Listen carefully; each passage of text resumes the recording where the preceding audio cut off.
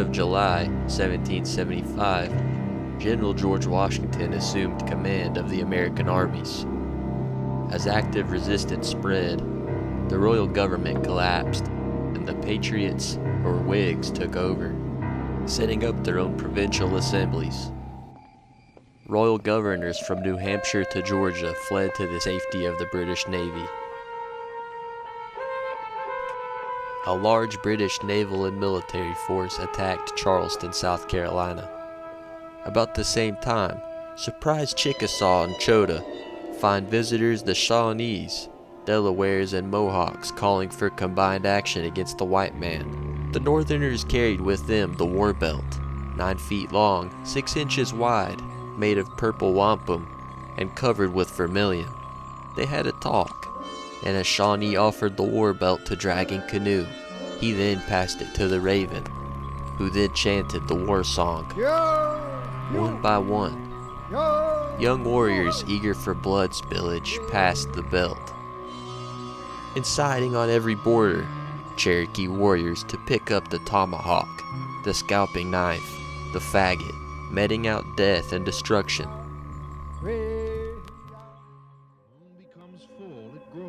So will your crops. Astrological signs were given to the moon, and these were made to correspond to body parts, some barren, some fertile. That's a good time to plant beans and stuff like that. They go in the thighs here. People always try to plant beans on the Good Friday.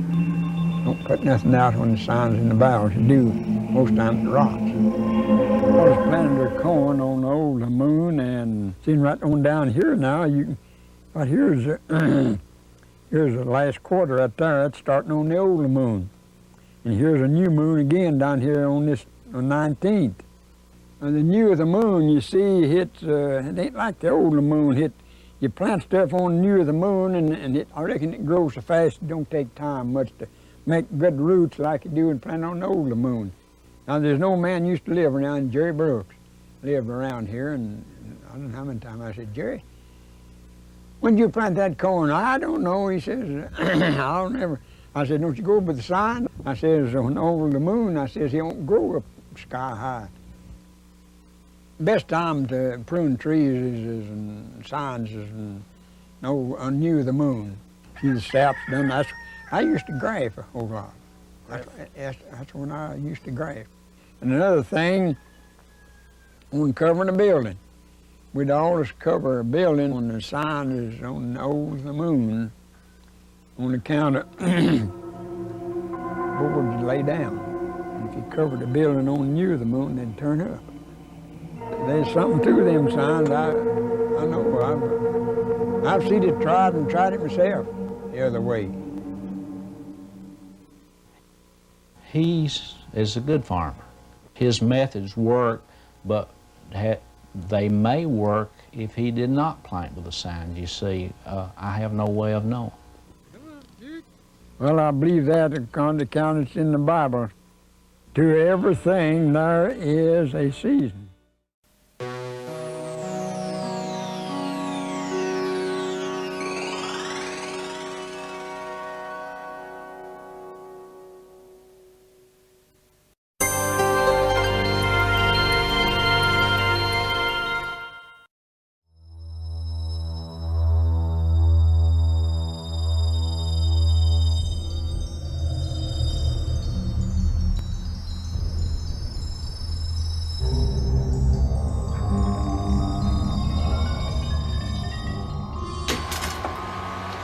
Cherokee warriors were advancing in 2 divisions to attack the settlements on the Watauga and Long Island. Simultaneously, a body of Cherokee Indians, led by Tories in Indian disguise, ravaged the exposed frontier of South Carolina, killing and burning as they went. Throughout the rest of the year, the leaders in the border states were determined to strike such a blow at the Cherokee, it should render them passive while the struggle with England continued. 3 columns totaling 600 to 700 warriors moved north up the Great Valley of East Tennessee. Dragging Canoe led the center column against Heaton Station near Long Island on the Holston. Old Abram went after Nolichucky and Watauga. To the west, the Ravens struck into Carter's Valley, where the settlers were scattered and defenseless.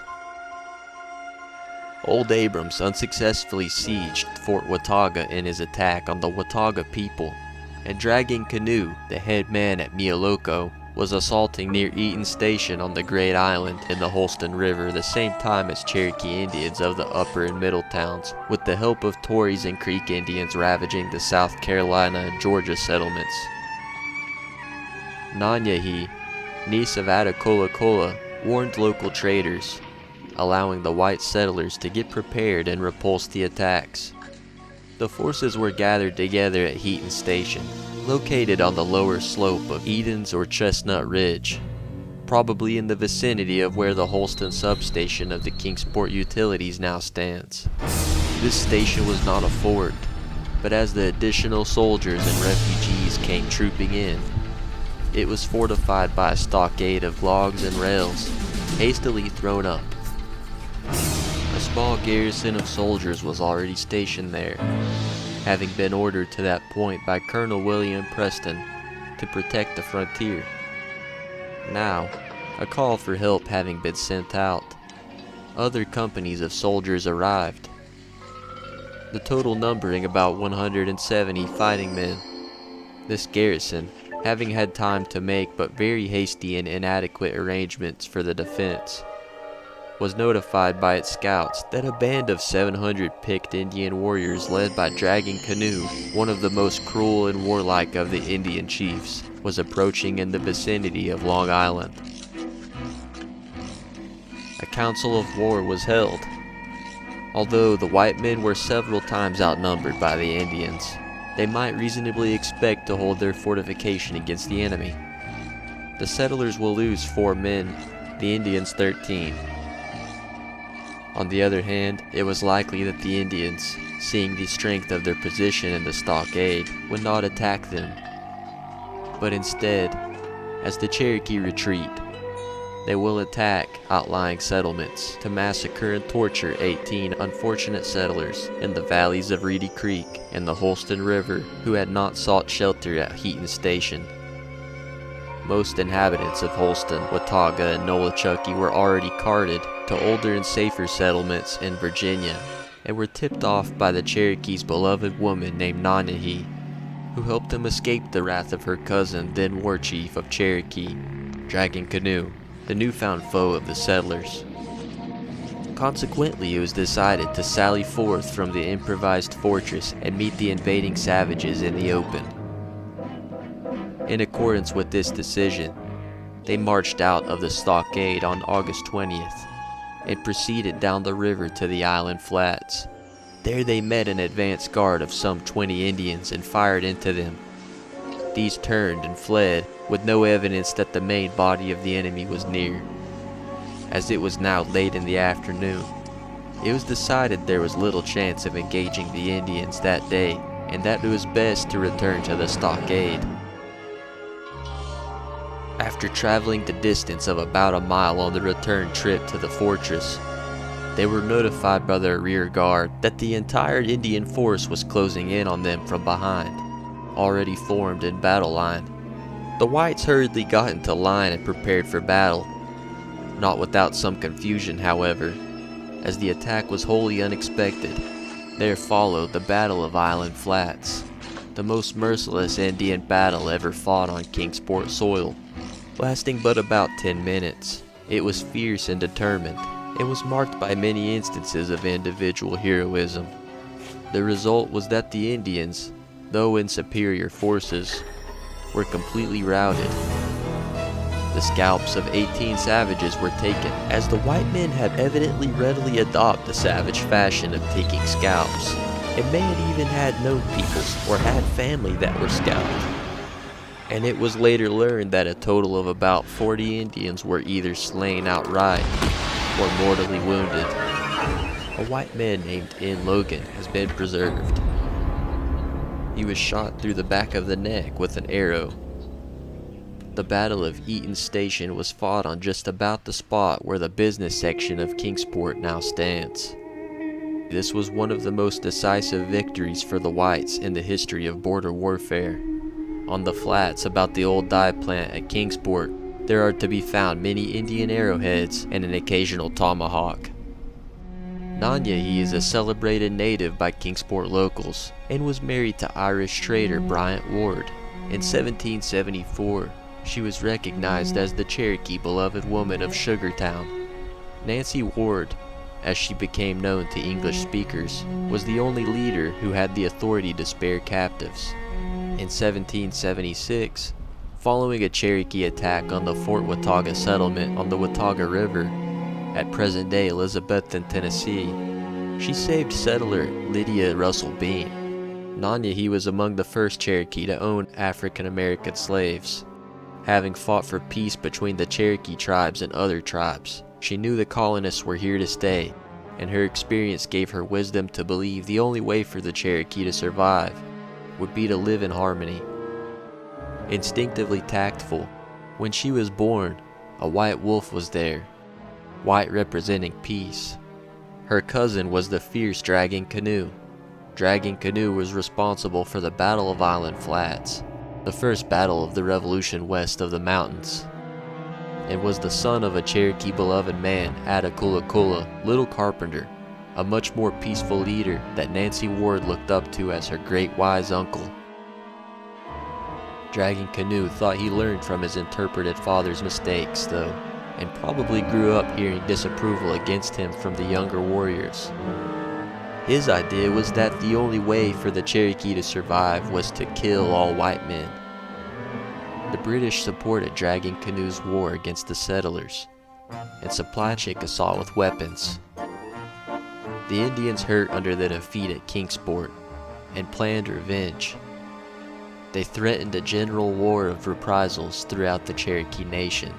The whites learned of this and learned also that the savages were being urged on by the agents of the English king. Consequently, they determined to get the jump on the Redskins by invading their territory before they should have time to raid the white settlements. Long Island was regarded as a strategic point, being in a sense the gateway to the Cherokee country. It was a point that must be held by the whites against any possible Indian invasion on the one hand, and was a logical base for aggressive operations against the savages on the other. Consequently, Colonel William Christian, who was placed in charge of the proposed campaign against the Overhill Cherokees, decided to build a new fortification there to replace old Fort Robinson, which had fallen into disrepair. Lieutenant Colonel William Russell, under orders of Colonel William Christian, marched with a considerable force of soldiers to Long Island, where, in September 1776, he built Fort Patrick Henry, Kingsport's second fort on the north bank of the Holston River, just a little distance from the crossing of the Horse Creek Road on Eastman property.